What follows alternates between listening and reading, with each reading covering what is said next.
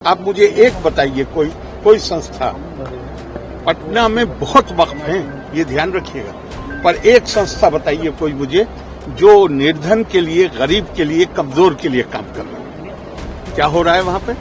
सिर्फ आपस में मुकदमेबाजी। बहुत ज्यादा सुधार की जरूरत है और मैं मानता हूं कि ये जो बिल पास हुआ है, जो अब कानून बन गया या बन जाएगा, ये उस दिशा में बड़ा ठोस कदम कहा जा रहा है। हमारा लोकतांत्रिक देश है, तो प्रोटेस्ट आप नहीं चाहते कि ना हो? आप क्या चाहते हैं? मतलब आप चाहते हैं हमारे देश में कोई प्रोटेस्ट ना हो? अरे भाई, लोकतांत्रिक समाज है, हर किसी को अपनी बात कहने का अधिकार है। मुझसे क्या पूछ रहे हैं आप, वो बताइए। सर, आपके हिसाब से सर जो भी संशोधन बिल पेश किया गया और पास किया गया, मैंने शायद पहले ही कह दिया है, जो आपने देखा होगा कि मैं थोड़े समय के लिए, मेरे पास उत्तर प्रदेश में जब मैं मंत्री था तो वक्फ विभाग भी था जी। सारे मतलब पूरे वक्त उन्हीं लोगों से मिलना होता था जिनके मुकदमे चल रहे थे आपस में, चूंकि प्रॉपर्टी का मामला है और पुराना फैसला है कि वक्फ काहे के लिए है। मैं आपसे पूछ रहा हूँ, वक्फ काहे के लिए? मैं अपनी प्रॉपर्टी को कहता हूं कि ये अब मेरी प्रॉपर्टी नहीं है, ये प्रभु की, अल्लाह की प्रॉपर्टी। तो अल्लाह की प्रॉपर्टी का इस्तेमाल किसके लिए किस कामों के लिए होना चाहिए? आपसे पूछ रहा हूं, किस काम के लिए होना चाहिए? धर्मार्थ के लिए, जन कल्याण के लिए, गरीब आदमी को फायदा पहुंचाने के लिए।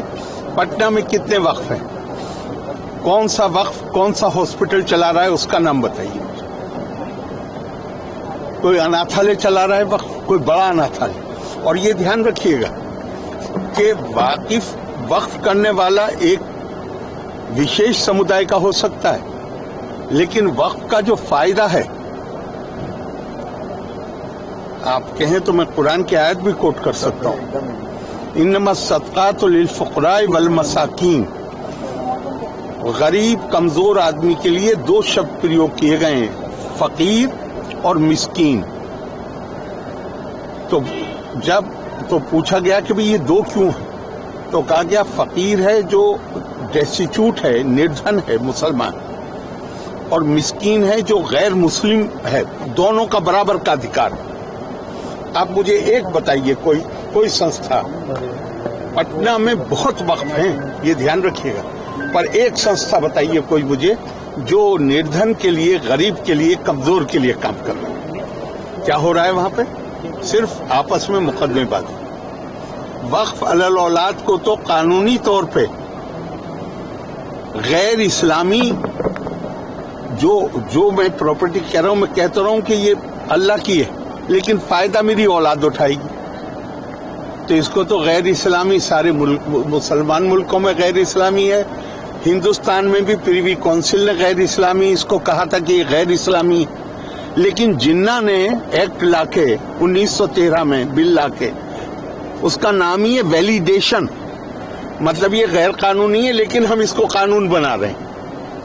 अब इसके बाद क्या होना चाहिए, ये तो आप तय करिए। बहुत ज्यादा सुधार की जरूरत है और मैं मानता हूं कि ये जो बिल पास हुआ है, जो अब कानून बन गया या बन जाएगा, ये उस दिशा में बड़ा ठोस कदम। फायदेमंद होगा सर, जो लगातार विरोध कर रहे हैं, चैलेंज करने की भी बात हो रही है, सुप्रीम कोर्ट में जाएंगे। मैं दूसरों की बात नहीं कर सकता, मैं अपनी बात कर सकता हूँ। ठीक है, थैंक यू सर।